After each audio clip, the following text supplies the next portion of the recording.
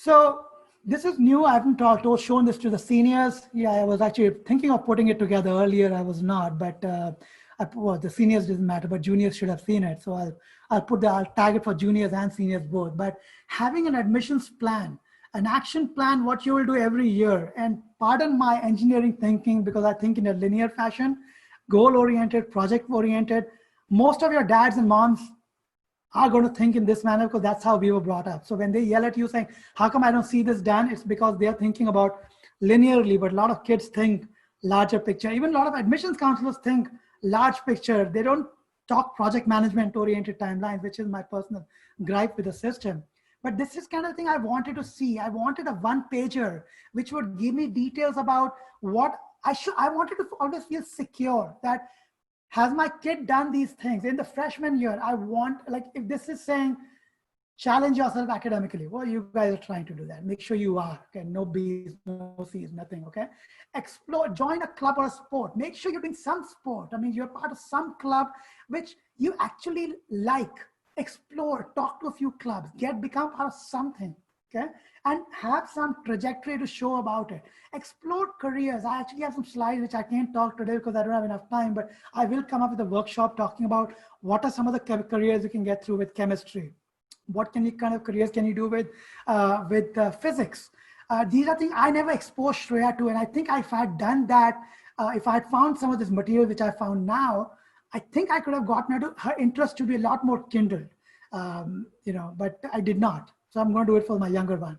But sophomore year, really start getting serious about your grades. This is when showtime literally starts, where as many of you are. Get active with clubs like debate club, extempore, National History Day, DECA. Find some clubs where you can actually participate. I mean, you are actually getting some stories over there. Don't just go into a club to become a champion or become a secretary and all that garbage you kids want to become. Like everybody wants to become the president of every club. And if I'm not there, I'm not going to do it, kind of thing. The stories are about your growth. Even if you start from a janitor in a club and go up your way to become something senior, you can show some demonstrated interest. You can show some competitions you're a part of.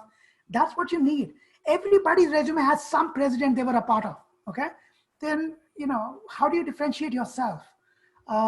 Start researching colleges, get a job. This is an area I didn't push Shreya on getting a job, but a job doesn't have to be something which pays you money. You can go to Salvation Army and say, hey, I'll put together an Excel spreadsheet for you. COVID times, you can do this from home.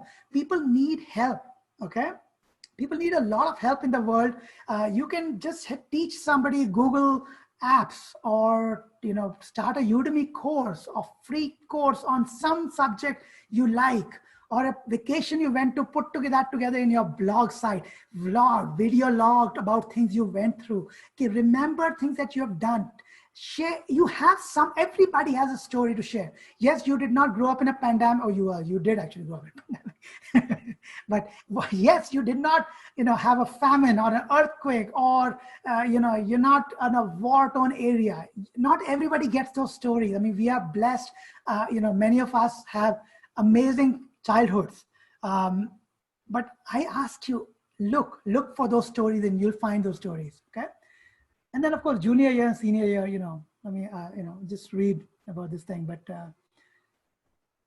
that's really all for these two. Shreya, anything you have for sophomore year, freshman year? I mean, what kind of things they could do?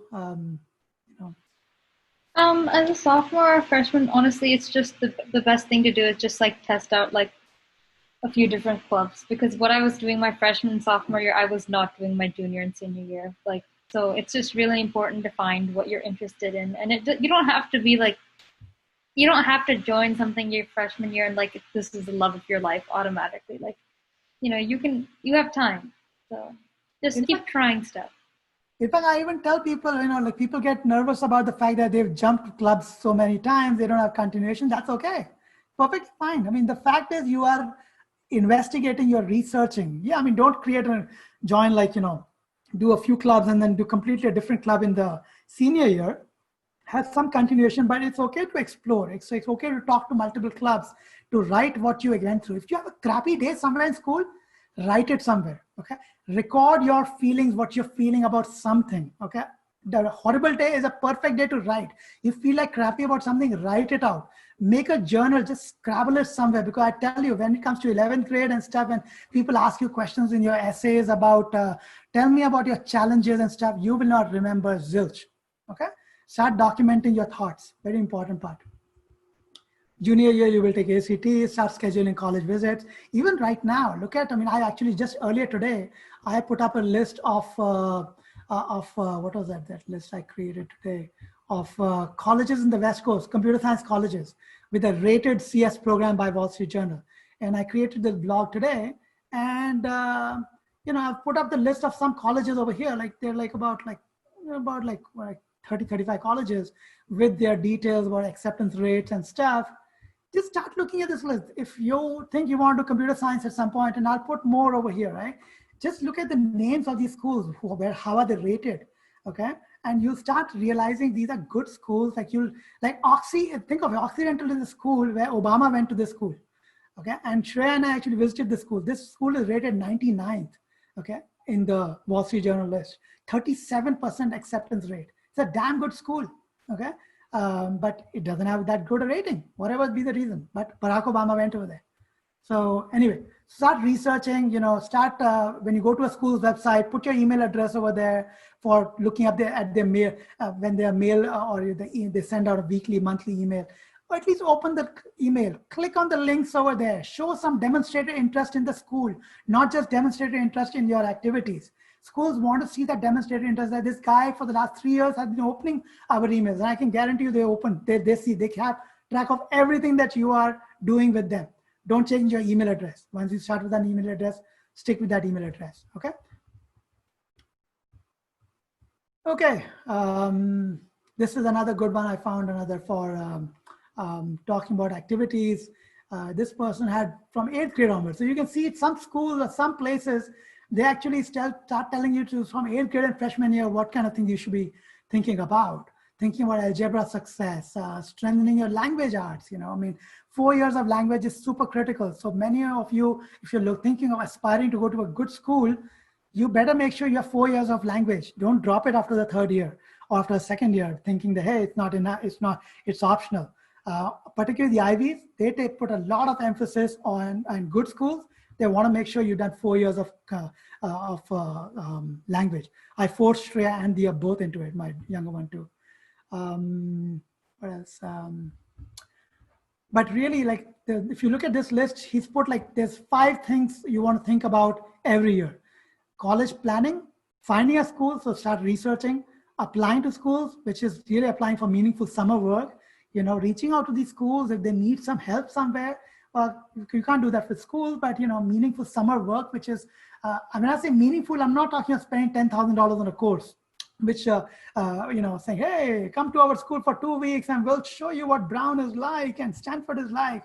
That is purely a garbage way to spend your money.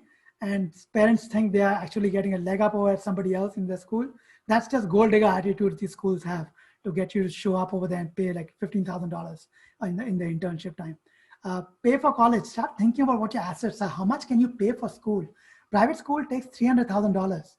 Going to University of California is $140,000. Okay, private schools, if your household income, as I said, is over 150K, will not give you, the top 50 schools will not give you a single dollar in scholarship. The tier 2 schools, which are very good schools like Occidental, they will give you a very good scholarship. Okay, know how much you can pay. Decide where you're going to go. What is success in college? Look at all these things. It's talking about mastery about language arts. If you look at the bottom, math, algebra 2, organizational, study and research skills. That's what they want to see. Again, I'll make a video. I'll make some short recordings of all these things. So you will get to see all this. I won't be able to share my slides, but I will share a video which will have a lot of these things in there, which I've done in the prior sessions also. So my videos, which I create 5, 10-minute videos, have a lot of these details. But anything, Shreya, in this list for sophomores and freshmen that stands out for you? I definitely think that it should, when you do the summer work one, meaningful is really important. So reaching out to professors at colleges, or just figuring out something to do, like research work, community service. All of those are splendid ideas, but your summer definitely will matter for your essays. So.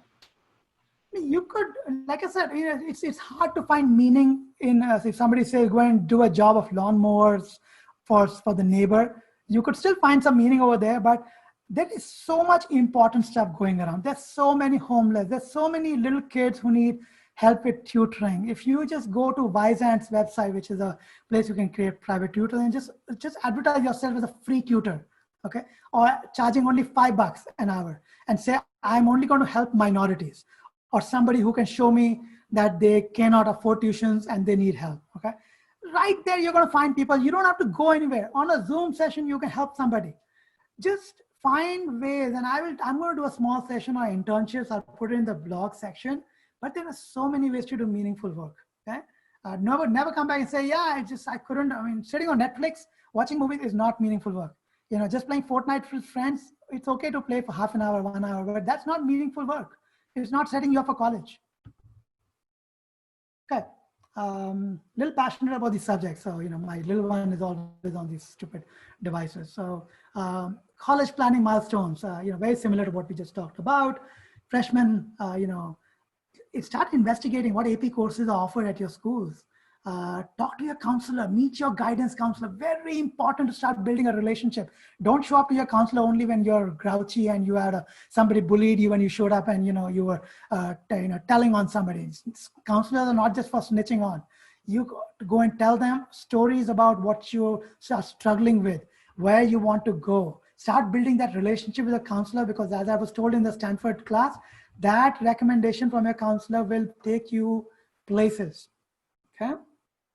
Even having a list of 10 colleges, very important. Sophomore year, sign up for your PSAT. Get your APs, figure out what APs you can take in the 10th grade, because it's important to, to space it out. This kid I was talking to earlier today had 5 APs in the 11th grade, and then his grade suffered like crazy. Guess what his grade was in the, in the 11th grade? I mean, brilliant kid in the 10th grade, picks up 5 APs in the 11th grade and has a 3.1 GPA. So, you got to have, you don't want to let your GPAs fall just because you end up taking a lot of AP. Shreya herself struggled. I remember Shreya was struggling. We begged her not to take A portion, some of these APs, but she was like, nope, I'm going to take all these APs. And we got lucky. I mean, there was somebody up there looking for us. Not everybody has everybody looking for them. You got to look out for yourself.